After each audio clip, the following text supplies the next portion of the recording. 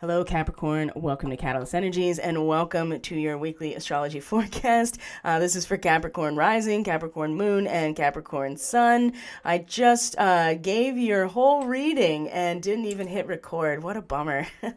So I guess it needs to be done again. And at least now that I've gotten the full reading out, I can go back and probably make it even more concise, which is great. So Capricorn, we are going to be going over the full moon in Gemini, and it's happening on the 18th of December 2021, and we're going to look at the week leading up to it, which is currently the week that we're in, but started on the 10th with our first quarter moon, as you can see in this chart, in a square to the sun. And if that was not enough information in terms of a crisis of action after this really important solar eclipse, right after that first quarter moon squaring the sun then came to square Neptune. So all of this is wrapped up together, and it made sure that it got our attention. We felt it within us, and then the full experience of it came into, for Capricorn especially, right into your immediate reality. So we're going to look at that square, look at Venus and Pluto together. They are in your first house, so some pretty large overhaul in terms of personal identity, Capricorn. And Mercury has moved into your first house. Mars is now in the 12th house. And really, Capricorn, it's with the full moon, it's going to be this axis of the 6th and 12th house, and surrender to oneself in the 6th house, and surrender to the flow of it all in the 12th house. And as you can see, a lot of the energy right now is in your 12th house. And so especially with the sun, especially with the eclipse, there is a very distinct balancing of accounts, tying up loose karmic ends, Capricorn, that started with that eclipse and will unfold over the next few months in a way that is fully realized later down the line when we get closer to the next eclipse season beginning. But this full moon in relation to that new moon that was eclipsed will at the very least give us a big reveal about what within ourselves needs to go, and specifically what it is within ourselves, our subconscious, maybe some ideas that have been there that really just need to be released, and that we can't truly move forward until we get out from under these particular ideas, concepts, just data sets that come in terms of Gemini. And with the nodal axis of the moon, we've had the North Node, or Rahu, in Gemini now for the last year and a half, and it's about to shift. And so this is like a really strong review of just making sure everybody, after a year and a half of really kind of obsessing over the data sets of information, of data, of ideas and concepts, and communicating them, and really, really strongly just being in the realm of the dialectic and the duality and trying to master it essentially and learning from it. This is kind of a last word on it for all of us. And for Capricorn, it really is in what you're doing on a daily basis. That is the 6th house. And so specifically, what are you doing is a magician on a daily basis, right? And the magician works with the realm of the mind and manifestation. And so, 12th house and 6th house, surrendering to yourself, right? Becoming disciplined, becoming devoted, purified, practicing, training, habits, your works, right? This is all of the things that you're doing to make yourself into, and to really extract the fruits of your labor at the end of this, which is truly when we enter into relationship or social life, I guess that's one way to put it. But for Capricorn in particular, I'm really getting a sense here that what it is that you need to see, want to see, is meant to be healed in some way. And the big reveal for you in this area of your works, your service, and your daily activities in the real world here, you're not really it's not gonna come exclusively from the mind. In fact, you have to really give your mind a break in some ways and allow your intellectualization to be inspired by the transcendental, which is for some Capricorn may be incredibly easy, and others who are more workaholic type of Capricorns, you may find that you are struggling with not doing this and wanting to take a lot of action in the realm of clearing up some karma here, which is where the sun is. Mars is in this area now, and Mercury has now moved into your first house. And so if you want to get a sense of the general astrology, you can do that by either scrolling down. If you're on BitChute, you can scroll down and find the video that's just the Catalyst Weekly Astrology Report. Or if you're on YouTube, you can just wait to the end of this video and there'll be information about how to support the channel and book personal services, but also too, you can link to that video because I go into a lot more detail about the transits themselves. For Capricorn, we're just looking at the areas of life that these transits are most likely to represent. And there's going to be a need to surrender to yourself and to really see the personal challenge in letting go of some ideas that have really just gone past their prime. And skills maybe, but it's really the realm of the mind for Capricorn in terms of the 6th house, in terms of your everyday activities in the realm of your mind and thinking and research. Oh my gosh, research. I mean, that's really where the Capricorn, the realm in which the Capricorn is able to reconstitute themselves is a very steady diet of information and analyzing it. So that there's been a lot of that happening, but there's we all have some stuff that needs to go from our previous cultural value system. And for Capricorn, it really is in an area of life that one needs to really find some quiet and some solitude and almost isolation so you can go back within. So and this is the quantum field, right? This is the field of the Akash. This is the multidimensional experience. And so there are loose ends that you want to tie up for sure.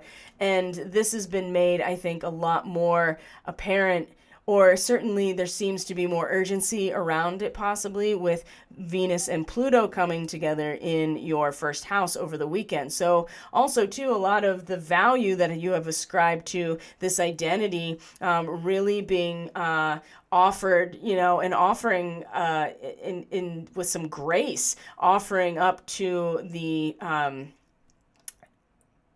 Pluto. In terms of the cycle of death and rebirth, right? The inevitable turning of the wheel and the composting of matter in order to be repurposed and transformed, right? Very transformational energy. And for Capricorn, it's, again, very much around the very nature of who you are. And that's been happening for a while. It's just Venus caught up to Pluto at this point and was just like, hey, like, I'm ready to just like let it all go so I can actually transform what it means to be who I am. It's just that it came through a sense of value and worth, and for Capricorn, very much about the very identity. So we got that. And we have the eclipse that happened in the 12th house squaring here Neptune and the moon. So this is where I think you can really harness what I was talking about of truly surrendering to the flow of who you are, Capricorn. So, and not even that, surrendering to the flow in your own mind, because this is where you're going to find inspiration and in order to solve problems or get objective viewpoints. It's so interesting to have the 3rd house of your immediate environment and the way that you handle information and learn things to be so formless because it's Pisces, but also too that your ideas and your manner of learning is very much from the ability to tap into source. And so with Neptune here, and has been for years, this has been the transcendental cosmic experience being brought right into your own mental sphere, your own conscious awareness. And sometimes it's hard to know the difference, but because Capricorn is such a big deal with Pluto and how Saturn came into conjunction with Capricorn at the beginning of 2020, like this is a reference to so much of the institutions of our world really going through transformation. It's just that you as a person are so directly linked in identity to those that it can be really disorienting and disempowering in some ways to have these massive events happen in the house of our very identity. So when it comes to the way that your mind works and how you make sense out of you and the world around you, I mean, you really need to, it's pretty clear. I got the Four of Swords, which is like respite and giving the mind a break, and then the moon. So it's only when you do give your mind a break and find that still point, you're able to go into inspiration, into imagination, into the realm of the Akash or the quantum field in order to solve problems. Because you're really going to start thinking about yourself with Mercury now in your first house. And the square to Chiron at the other end of the week near the full moon is going to really show all of us a lot about our healing process. But for you to have Chiron in the fourth house, I mean, you are healing wounds of self-esteem, truly, and just being yourself as where you draw your personal power from. And we keep getting pulled off track in terms of focusing on our individual potential as a spark of creation into an identity that's not really ours. It's imposed upon us, just like Chiron is in the chart. And so, but for Capricorn, it really is in the place where you draw your power from. So what a interesting position to have this in. So in general, because it is, if this is, you're already going through massive change in your identity and transforming it, but also too to like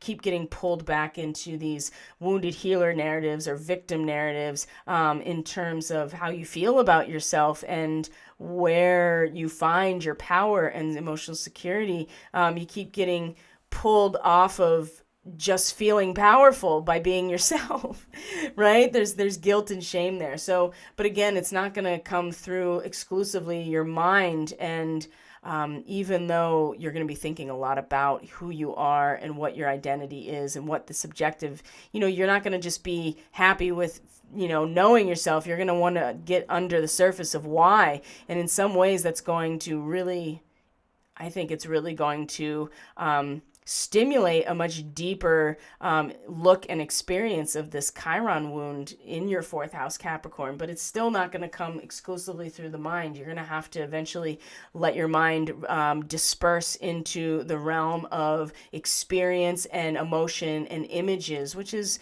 what's happening here anyway with Neptune. And then of course the moon was in the third house. So if we go forward to the full moon itself, we'll see that Mercury is in a square to Chiron, as I just talked about, and the full moon is in the sixth house with Black Moon Lilith in the sixth house. She will be heard.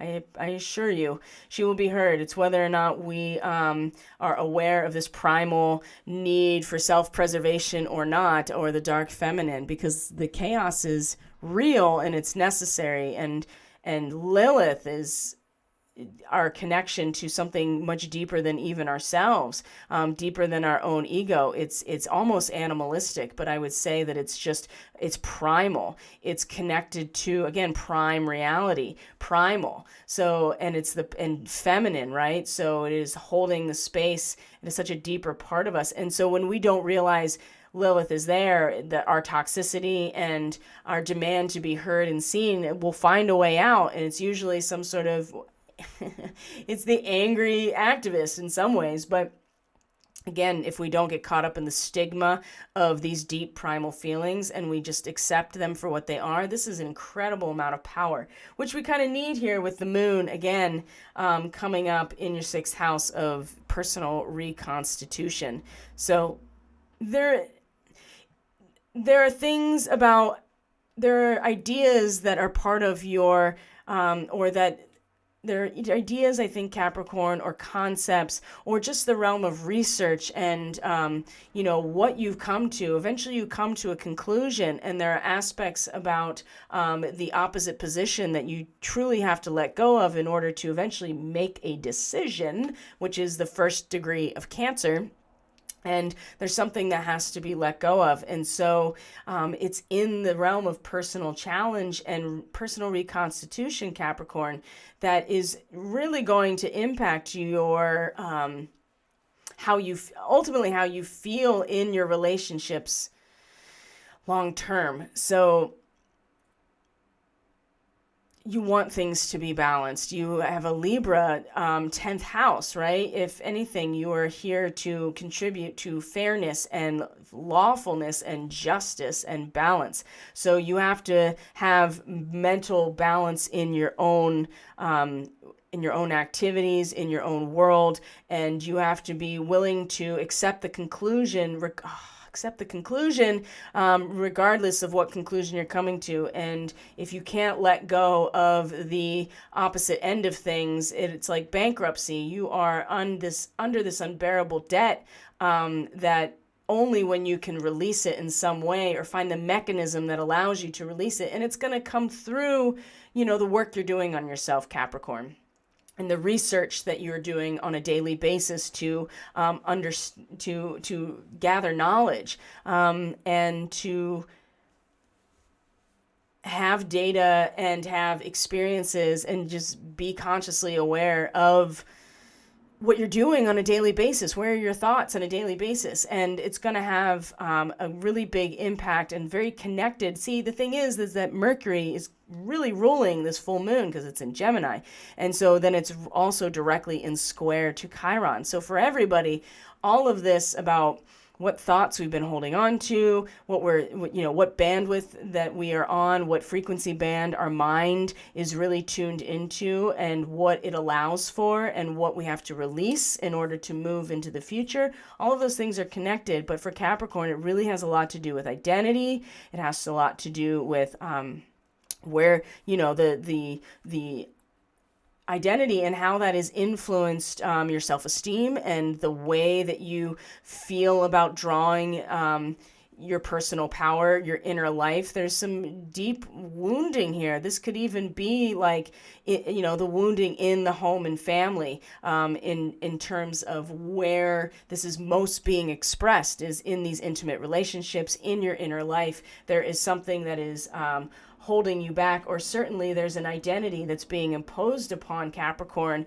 that is being expressed the most in this area. And so it's not only going to bring this issue to a head for all of us, but then with the full moon and the sun at the galactic center shining and illuminating based on what is timeless and invaluable in our cultural and social setting, right? And especially in a spiritual way, Capricorn. I mean, it's a lot of clearing up a spiritual karma too, and past life stuff, and this the collective social karma as well. There's something here that is timeless and beyond value and meaning that will coming right from the center of the galaxy, and it's going to show Capricorn in particular what it is in terms of their own process and their daily knowing that needs to be released, and so that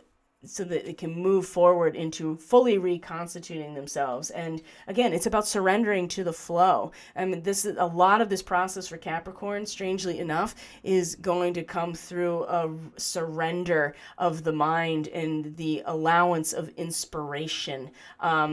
Very much still about the mind and the mental sphere, but just a momentary break in it so that you can allow in the inspiration. There's just Capricorn really wants to act right now on all of this spiritual stuff. And I'm not going to say force the issue, but this is where a lot of the energy is. So I don't know, Capricorn, I know it's going to seem like it goes against some parts of your nature, but also too, you might be so reeling from the Venus-Pluto connections in your first house and now Mercury there that you may, you may get more focused on what you are, who you are, as opposed to fighting any spiritual battles right this moment. And there may be something in your daily life that you are letting in, or that is an attachment that just needs to go. And when you do that, I think that then it'll really help with clearing up what's going on in the astral, basically, and certainly in the karmic residue. So Capricorn, certainly a lot of work for you to do, and wow, this was really short. So, compared to the other ones, I don't want to shortchange you, Capricorn, but it all just came out already. Like, what can I say? I feel like that I gave a lot of what was happening. So, I guess with Uranus, for instance, and Saturn, let's talk about Saturn actually, because that is your ruler, and Saturn is going to be in a square to Uranus on Christmas. So, I mean, it's certainly giving you a real strong stake in the literal ground, right? A backbone into your actual assets in life. And when you can really find your stability in the world around you, and not need to act on any type of spiritual thing, or not even necessarily while you are kind of going through a subjective restructuring in some ways, Saturn is anchoring you to the world around you and allowing you to, again, gain your inspiration by going within and being still and quiet in some ways. And so you can really use this to your advantage, with Saturn being your chart ruler in Aquarius right now. So Uranus is in your 5th house, Capricorn. So it's in terms of where is your joy and your playfulness and your romance and your creative expression, is you really release that part of yourself, like through just being in tune to the natural world and being stable and create, there's an artistic element to Taurus, but in a way that is like very, has really good taste, right? And visual art is a big part of Taurus. And of course, Venus rules your 5th house too. So there's something about your full expression of who you are that there's not a lot of stability around it these days. Like your passions seem to, change with the wind, and what gets you going is glitching in and out on so many different possibilities that it's really hard to know where your voice is. And then, but in some ways, this is actually kind of assisting with the actual sun right now being in your 12th house of the spiritual and the transcendent and the realms of imagination, right? Because there may be, you can really tap into this trigger point of Uranus, or this trickster element, right? Something that is not stable, and allow yourself to interface with a lot of different reality potentials in terms of what makes you feel good, right? What aligns with who you actually are in your full expression. And we're all going through this disruption. It's just Capricorn. It's impacting your the very realm of your joy and your playfulness and your expression. But I think you can kind of use this to your advantage. And there'll be plenty of times where Mercury and the sun, and even I don't think Venus will quite she'll get pretty close to coming into a trine with this again. So there will be opportunities to find that passion, having it be ignited in some way by a journey into who you are again, right? Because this is opening doorway after doorway. Like, it's constantly opening, closing the door. Or right now, it's just like an infinite number of windows that you're looking in of like, what can I do? Like, how can I exteriorize my true self? And it just keeps changing. And part of that too is that you've been going through this massive overhaul of who you are. Now, when Saturn comes into we'll talk more about this next week, but when Saturn comes into and we can already see that it's coming into a square with Uranus, this is when I think Capricorn is really, these two don't get along anyway, and then for them to be squaring off in a fixed square, it's going to be pretty impactful. And so, again, Capricorn, Saturn is so much a forerunner in your personality that give yourself some opportunity here, to maybe act on some of the inspiration that comes in by being incredibly anchored into the world around you, right? You don't want to be so anchored and just sitting there like an ascetic for like 40 years and not actually like, doing anything about it or being inspired into any kind of action or taking a risk in some ways, right? Like you don't want to totally, keep yourself from the opportunity to expand and exteriorize. It's just that it's been, very, very, the shifting landscape constantly with Uranus and Taurus. And it's learning how to enjoy that process and seeing that every time that happens, it opens another doorway, or it flips things into a new perspective that you get even more knowing, or maybe you just are learning to find your joy by transcending the material world in some way and going into the future, right? Going into the future, or being innovative in the fifth house, right? You can find some real creativity here in being innovative. And so on Christmas, I can see that now. Wow, I can really feel that. Like there's something so valuable about the stability of Saturn in your second house into your resources. But the square here is you're going to really want to act and like take a risk here and like innovate and do something and really and act on the things that came through your inspiration. And I don't think there's anything wrong with that, honestly, but you will feel the tension with those two being normally just at odds with each other. So again, it'll come, I think, a lot from